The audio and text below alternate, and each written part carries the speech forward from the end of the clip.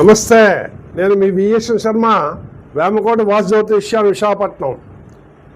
ఈరోజు మనం శ్రావణ మాసము విశిష్టత గురించి తెలుసుకుంటాం. నభో మాసము అని కూడా దీన్ని అంటారు. ఎందుకంటే ఈ శ్రావణ మాసంలో శ్రావణ మేఘాలు ఉంటాయట, వర్ష మేఘాలు.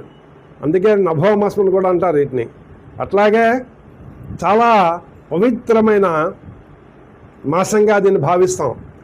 ఇది గౌరీ శంకరులకు, లక్ష్మీనారాయణకు కూడా చాలా ప్రీతికరమైన మాసంగా మనకి పురాణాలు, గ్రంథాలు చెప్పాయి.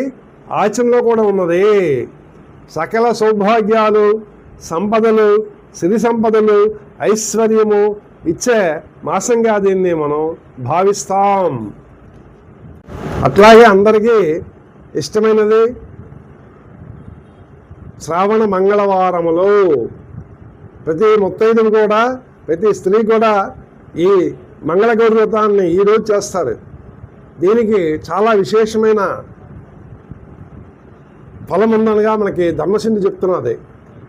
శ్రావణ మాసే మంగళవాసరే మంగళగౌరి పూజాం కుర్యాత్ సౌభాగ్య పుత్ర పౌత్ర ఆయురారోగ్య సంపద ప్రాప్నుయాత్. చూసారా ఎన్ని వస్తాయో ఈ మంగళగౌరి వ్రతం చేయడం వల్లట శ్రావణ మాసంలో సౌభాగ్యము, పుత్ర పౌత్ర సంపదలు, ఐశ్వర్యము అన్నీ సిద్ధిస్తాయి అని మనకు ధర్మసింధు చెప్తుంది.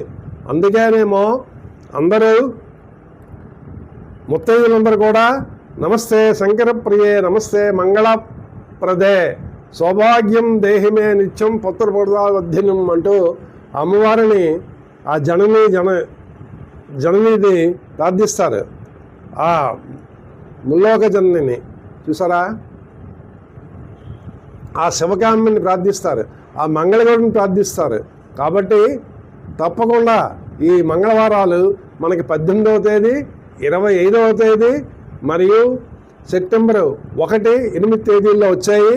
ఈ 4 మంగళవారాలని మంగళగౌరి వ్రతాన్ని ఆచరించి సకల సౌభాగ్యాలు పొందాలని కోరుకుంటున్నాను. ఇక స్కాంద పురాణం కూడా దీర్ఘ సుమంగళత్వం గురించి, మరియు వివాహం కాని స్త్రీలకు వివాహము అవుతుందని, కాబట్టి మంగళగిరి వ్రతాన్ని తప్పకుండా ఆచరించాలని మనకి చెప్పింది.